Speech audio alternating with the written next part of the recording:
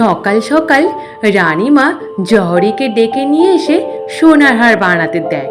জহরি বলে, বেশ রানীমা, আমি আপনার জন্য সোনার হার বানিয়ে নিয়ে আসবো। জহরি চলে যাওয়ার পরে রাজামশাই জিজ্ঞেস করে, রানী, এই জহরিকে দিয়ে সোনার হার বানাচ্ছ যে, কাকে দেবে? বলে, জানেন, আমাদের রাজ্যের সব থেকে বুদ্ধিমান ব্যক্তিকে আমি সোনার হার উপহার দেব। রাজামশাই বলে, সবচেয়ে বুদ্ধিমান ব্যক্তি কে রানী? বলে, কেন, আমাদের গোপাল। রাজামশাই বলে, গোপাল ছাড়া কি তুমি আর কাউকে দেখতে পাও না বুদ্ধিমান ব্যক্তি বলে?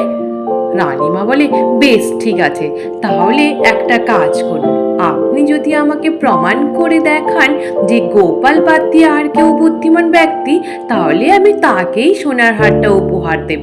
অমনি বলেই রানীমা চলে যায়। রাজামশাই মনে মনে চিন্তা করে, গোপাল তো বুদ্ধিমান ব্যক্তি আমি জানি, কিন্তু তবুও গোপালকে পরীক্ষা করে নিতে লাগবে না। তারপর রাজামশাই চলে যায়। পরের দিন রাজসভা শুরু হতে রাজামশাই ঘোষণা করেন, আচ্ছা, তোমাদের মধ্যে কে সবচেয়ে বেশি বুদ্ধিমান ব্যক্তি, তার জন্য আমি তোমাদের পরীক্ষা নেব। আর প্রথমে তোমরা যে যার কাগজের মধ্যে লিখে নিয়ে আসো যে কে সবচেয়ে বেশি বুদ্ধিমান ব্যক্তি। রাজামশাইয়ের কথা অনুযায়ী সকলে রাজি হয়ে যায়। আর রাজামশাই এইটাও ঘোষণা করেন, বুদ্ধিমান ব্যক্তি যে হবে তাকে তোমাদের রানীমা সোনার হার উপহার দেবে। এই শুনে সভাসদরা তো সকলে আনন্দে আত্মহারা। তারপর রাজামশাই ওখানটায় সভা শেষ করে দেয়। এবার যে যার বাড়ি চলে যায়। ওদিকে গোপাল বাড়িতে খেতে বসে বসে গিন্নিকে বলে, ও গিন্নি, গিন্নি, দুদিন পরে তুমি সোনার হার পরবে গো, সোনার হার। গিন্নি বলে, ও মা, এ কি কথা বলো, সোনার হার কোথা দিয়ে আসবে? বলে, গিন্নি, সোনার হার আমি পাবো। রাজামশাই বলেছেন এই রাজ্যের বুদ্ধিমান ব্যক্তিকে সোনার হার উপহার দেবেন রানীমা। তাহলে বলো, আমি তো বুদ্ধিমান ব্যক্তি, তাই না? বলে, হ্যাঁ, একদম ঠিক বলেছ। বলে, রাজামশাই বলেছে কাগজে লিখে নিয়ে যেতে। তারপর গোপাল খাওয়া দাওয়া শেষ করে কাগজে লিখে ফেলে। ওদিকে মন্ত্রী মশাই বাড়িতে বসে বসে কাগজে লিখতে থাকে যে বুদ্ধিমান ব্যক্তিকে। পরের দিন রাজসভা শুরু হতে রাজামশাই এসে জিজ্ঞেস করে, কি বুদ্ধিমান ব্যক্তিকে তোমরা সকলে যে যার কাগজে লিখে নিয়ে এসছো তো? সকলে বলে, হ্যাঁ রাজামশাই, আমরা সকলে লিখে নিয়ে এসছি। সভাকবিকে রাজামশাই জিজ্ঞেস করে, কি সভাকবি, বলো সবচেয়ে বুদ্ধিমান ব্যক্তিকে? সভাকবি বলে, রাজামশাই, তাহলে বলি, স্বর্গে মর্তে যার নাম সে হলো গোপাল ভাঁড়, এমনকি আপদে বিপদে যেই আমাদের রক্ষা করে সে হলো গোপাল। বলে, এই তো, তাহলে তোমার মতে গোপাল, তাই তো? বলে, হ্যাঁ রাজামশাই। তারপর রাজামশাই আবার জিজ্ঞেস করে রাজপণ্ডিতকে, রাজপণ্ডিত, তুমি কি লিখে নিয়ে এসছো? রাজপণ্ডিত বলে, সভাকবি যেটা বললো গোপাল, গোপালই বুদ্ধিমান ব্যক্তি রাজামশাই। রাজামশাই তারপর জিজ্ঞেস করে সেনাপতিকে। সেনাপতি বলে, রাজামশাই, আমি চিন্তা করে করে খুঁজে উঠতে পারিনি রাজামশাই, তাই আমি বলতে পারছি না। তারপর রাজামশাই জিজ্ঞেস করে রাজজ্যোতিষীকে। রাজজ্যোতিষী বলে, রাজামশাই, আপনি হচ্ছেন এখানকার বুদ্ধিমান ব্যক্তি। তারপর মন্ত্রীর পালা। মন্ত্রীকে জিজ্ঞেস করতে মন্ত্রীমশাই বলে, রাজামশাই, জানেন সবচেয়ে বুদ্ধিমান ব্যক্তি হচ্ছেন ইনি হচ্ছেন যিনি আমার আপদে বিপদে রক্ষা করেন, যিনি আমাদের সুখে দুঃখে থাকেন, তিনিই হচ্ছেন আমাদের সবচেয়ে বুদ্ধিমান ব্যক্তি।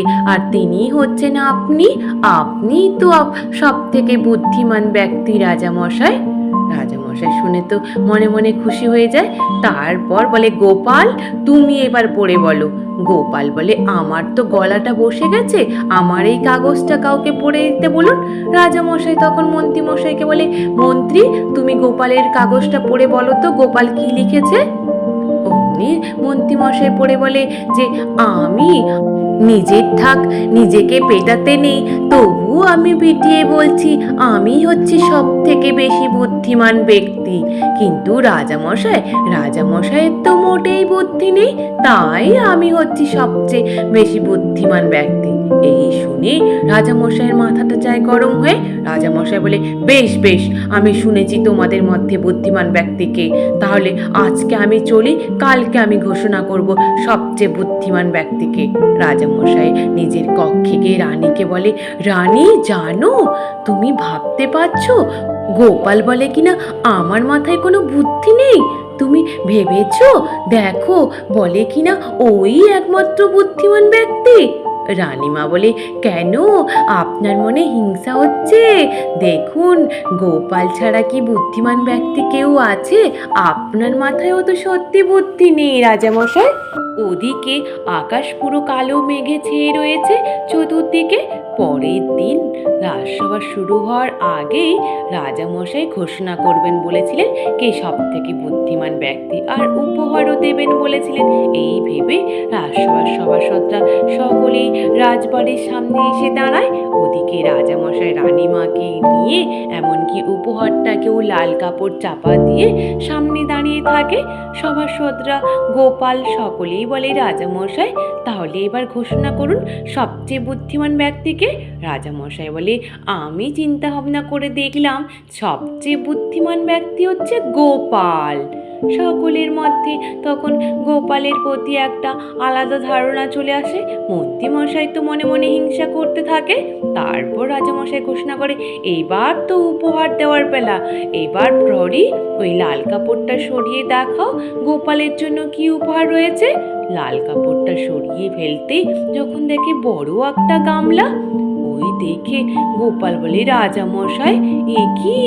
রাজামশাই বলে, এটা একটা বড় গামলা গোপাল। মন্ত্রী মশাই বলে, গোপাল তোমার যা জ্বালার মতো পেট, এই গামলির মধ্যে রান্না করবে আর খাবে। গোপাল বলে, রাজামশাই এই গামলা নিয়ে আমি কি করব রাজামশাই? রাজামশাই বলে, এত সব জানি না, তোমার তো প্রচুর বুদ্ধি, কোনো একদিন কাজে লাগাবে ওটাকে, কোনো কিছুতে লাগাতে পারো। গোপাল বলে, বেশ রাজামশাই, আপনি যখন খুশি মনে আমায় এটাই উপহার দিয়েছেন, আমি এটাই না হলে বাড়ি নিয়ে যাব। একটা গরুর গাড়ির ব্যবস্থা করে দেন। তারপর গরুর গাড়ি করে গোপাল ওই জ্বালার মতো গামলিটাকে নিয়ে সোজা বাড়িতে রওনা হয়। ওদিকে গুলটে পুটি ন্যাপলারা দেখে বলে, এই কি গো দাদু, এই উপহার পেয়েছো? গোপালের গিন্নি তো রেগে গরম। গোপালের গিন্নি বলে, এ কি উপহার? আর এই এত বড় গামলি তোমাকে রাজামশাই পুরস্কার না তিরস্কার হিসেবে দিয়েছে? গুলটি পুটি ন্যাপলারা বলে, ও দিদা তুমি চুপ করো, চলো আমরা এটাকে ভেতরে নিয়ে যাওয়ার ব্যবস্থা করি। তারপর ভেতরে নিয়ে আসে। গুলটি পুটি ন্যাপলারা ওটার মধ্যে স্লিপ খেয়ে ডিগবাজি খেলতে থাকে। তারপর গোপাল বলে, কি রে তোরা কি করছিস? বলে, দাদু এটা আমাদের জাহাজ, এর মধ্যে খেলা করছি। ওদিকে ধীরে ধীরে রাত্রি বাড়তে প্রচুর পরিমাণে বৃষ্টি শুরু হয়। সারা রাত ধরে বৃষ্টি হতে থাকে। রাজামশাই রানীমা দুজনে চিন্তা করতে থাকে কি করা যেতে পারে। অঝোরঝরে যে বৃষ্টি ঝরেই চলেছে। রাজামশাই রানীমা চিন্তা করতে করতে হঠাৎ প্রহরী ছুটতে ছুটতে এসে বলে, রাজামশাই রানীমা সর্বনাশ হয়ে গেছে, সারা রাত ধরে বৃষ্টি হওয়ার জন্য পুরো কৃষ্ণনগর জলের তলায়। রাজামশাই বলে, কি হবে তাহলে এখন? বলে, তাহলে প্রহরী তুমি যাও, গিয়ে নৌকোগুলো খুলে সমস্ত কৃষ্ণনগরবাসীকে যারা যেখানে আছে ওখান থেকে উদ্ধার করে নিয়ে আসো। বলি, রাজামশাই সমস্ত নৌকো সব বানের জলে ভেসে চলে গেছে রাজামশাই। হঠাৎ গলার আওয়াজ পাওয়া যায়, কে যেন ডাকছে, রাজামশাই রাজামশাই করে চিৎকার করতে থাকে। রাজামশাই বলে, গোপাল ডাকছে মনে হয় না? রাজামশাই রানীমা বাইরে বেরিয়ে এসে যখন দেখে গোপাল ওই বড় গামলিটাকে নৌকো বানিয়ে নিয়ে নাতি নাতনিদের নিয়ে আসে। বলে, রাজামশাই দেখুন আপনার দেওয়া উপহার আমি কাজে লাগাতে পেরেছি, এই যে আমার নাতি নাতনিদের নিয়ে এলাম, এবার সমস্ত প্রজা আর গ্রামবাসীদের আমি এক্ষুনি নিয়ে আসছি রাজামশাই, আপনি চিন্তা করবেন না।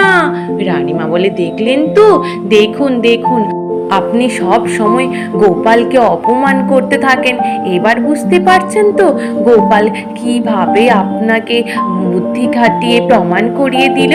দেখুন বলে হ্যাঁ, একদম ঠিক বলেছ রানী। তারপর গোপাল ওই কামলিতে করে সমস্ত প্রজা, তারপর সভাসদ সকলকে উদ্ধার করে নিয়ে আসে। তারপর গোপাল বলে, রাজামশাই এই দেখুন সকলকেই নিয়ে চলে এসেছি। রাজামশাই বলে, গোপাল সত্যি তোমাকে এই গামলি উপহার দিয়ে আমি তোমাকে অনেক খারাপ ব্যবহার বাজে করেছি, তোমাকে তিরস্কার করেছিলাম গোপাল, কিন্তু তুমি আমার চোখ খুলে দিলে গোপাল। সত্যি তোমার বুদ্ধি তারিফ করার মতো। সকলে মিলে বলো, জয় গোপালের জয়, জয় গোপালের জয়, জয় গোপালের জয়। সকল গ্রামবাসী প্রজারা সকলে মিলে জয়ের ধ্বনি দিতে থাকে গোপালের। আজ এই পর্যন্ত। নিশ্চিত তোমাদের সকলের ভালো লেগেছে। আর যদি ভালো লেগে থাকে তাহলে একটু লাইক আর সাবস্ক্রাইব করে দিও। আর তোমরা সকলে ভালো থেকো, কেমন? টাটা।